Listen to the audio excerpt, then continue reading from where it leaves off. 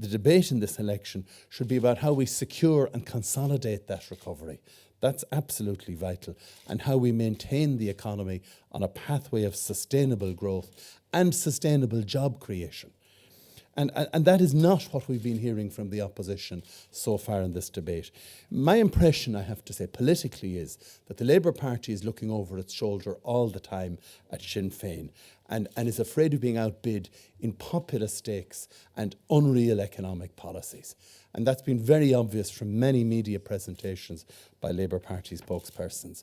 The Fine Gael Party, on the other hand, have adopted a different position.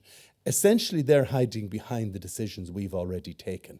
And in the meantime, they're planning to stifle any chance of a recovery in the retail sector by clearly indicating in their budget documentation published to date, though I know that's revisable next week and the following week, but in the documentation published to date, they are promising a 1% increase in VAT in the budget for next year. That's incontestable. It was denied last year. It was denied yesterday evening by Deputy Varadkar on the television programme, but I double-checked the documentation since, and part of the Fine Gael plan is that there should be a VAT increase in this year, in the budget next year.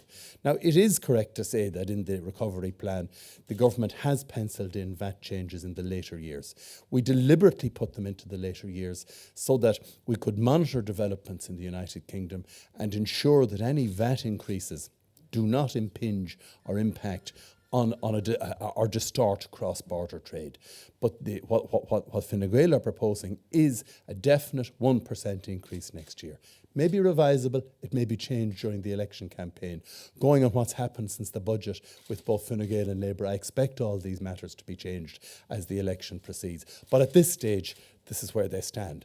And that will have a very bad effect on the retail sector and doesn't candidly show much business or commercial judgment from a party that's putting itself forward as the party of business and commercial judgment in this election.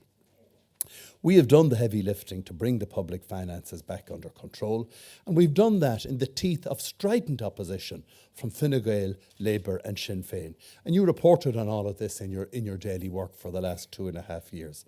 And despite this vehement opposition, for example, only a few weeks ago during the budget debate, it is now clear they will not reverse any of our decisions.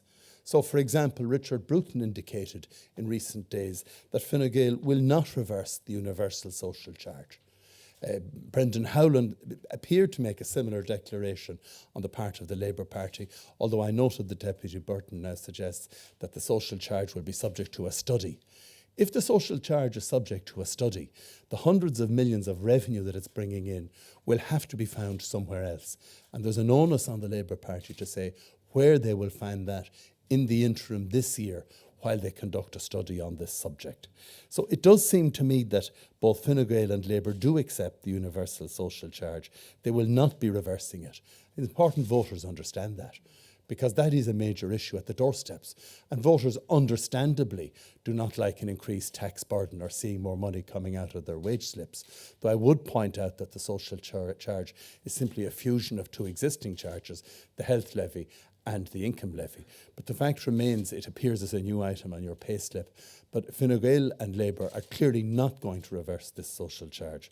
Fine Gael are reported to have changed on this whole issue of the ratio of tax to spending and to have adopted the position of the government and of Fianna Fáil, which is a 2-to-1 breakdown between tax and spending cuts.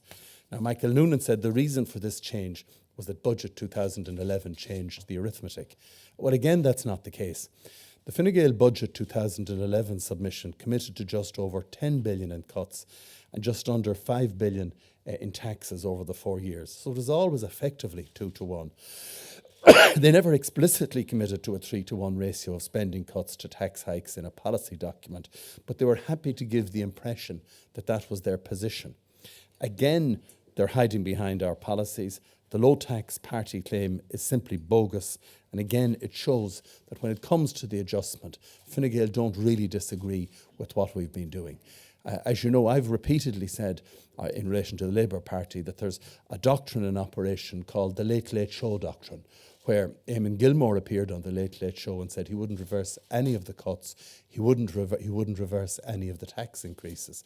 He opposed them all. He said that they were bringing the country to despair and hopelessness, and then he turns around and says, well, I'm not going to change any of that. And the question I would like to ask is this.